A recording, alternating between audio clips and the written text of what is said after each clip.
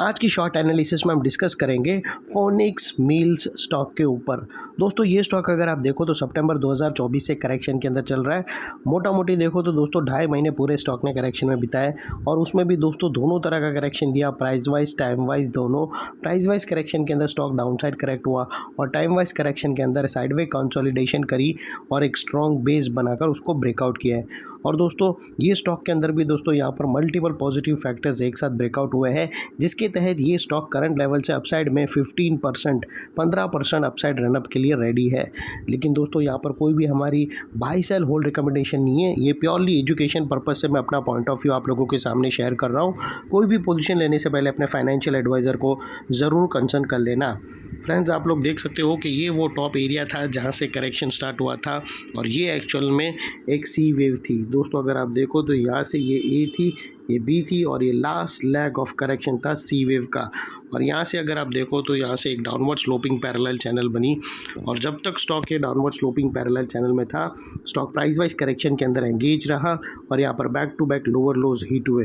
दोस्तों अगर आप देखो तो फर्स्ट लोअर लोज यहाँ हिट हुआ, सेकेंड लोअर लोज यहाँ हिट हुआ, थर्ड लोअर लोज यहाँ हिट हुआ और फोर्थ लोअर लोज यहाँ पर। और जैसे ही दोस्तों ये downward sloping parallel channel upside में ब्रेकआउट हुई, इसने मल्टीपल हायर हाइज को ब्रेक करके उसके above high volume sustain closing देकर कंफर्म कर दिया करेक्शन कंप्लीटेड। यहाँ पर दो बड़ी चीज़ एक साथ मिली फ्रेंड्स। पहले तो उसने डाउनवर्ड स्लोपिंग पैरेलल चैनल को अपसाइड में ब्रेक किया, जिसकी वजह से जो स्ट्रेट डाउन साइड फॉल आ रहा था प्राइस वाइज करेक्शन का, अल्टीमेटली वहाँ पर ब्रेक लग गई। और सेकेंडली इसके अंदर जो back to back lower lows hit हो रहे थे वो स्टॉप होकर उसके अगेंस्ट में first time higher highs register हुए क्लोजिंग बेसिस पे, जो हमें कंफर्म करता है कि स्टॉक के अंदर बॉटम लग गई है, करेक्शन कंप्लीटेड और ट्रेंड इसका चेंज हो चुका है। करेक्शन का ट्रेंड बाई साइड की तरफ शिफ्ट हो चुका है।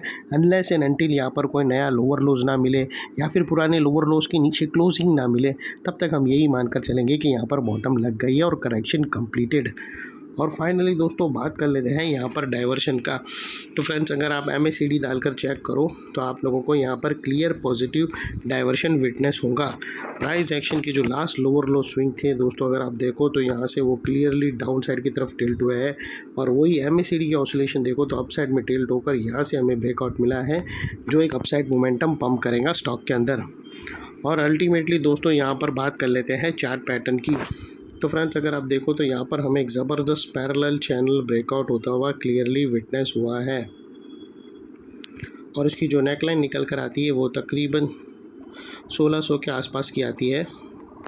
और दोस्तों ये जो इनसाइड रेंज है पैरेलल चैनल की, ये तकरीबन 15% की रेंज है दोस्तों।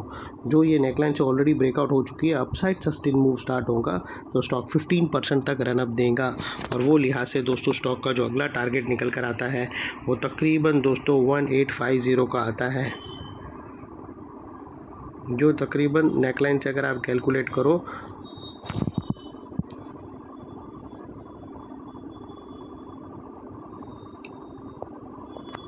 नेकलाइन से अगर आप कैलकुलेट करो तो दोस्तों 15% के आसपास आता है। और दोस्तों बात कर लेते हैं यहाँ पर स्टॉप लॉस की। उसके पहले दोस्तों मैं आप लोगों को बता दूं कि यहाँ पर कुछ रेजिस्टेंस है जो ये स्टॉक फेस करेगा टारगेट से पहले।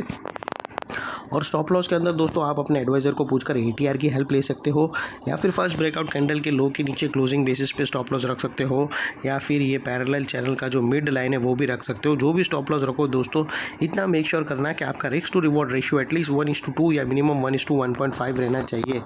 और फाइनली दोस्तों नेकलाइन के पास का ये एरिया बहुत ही इंपॉर्टेंट एरिया बनकर खड़ा है, क्योंकि अगर आप देखो तो यहाँ पर मल्टीपल पॉजिटिव फैक्टर्स एक्शन में आते हुए मिले।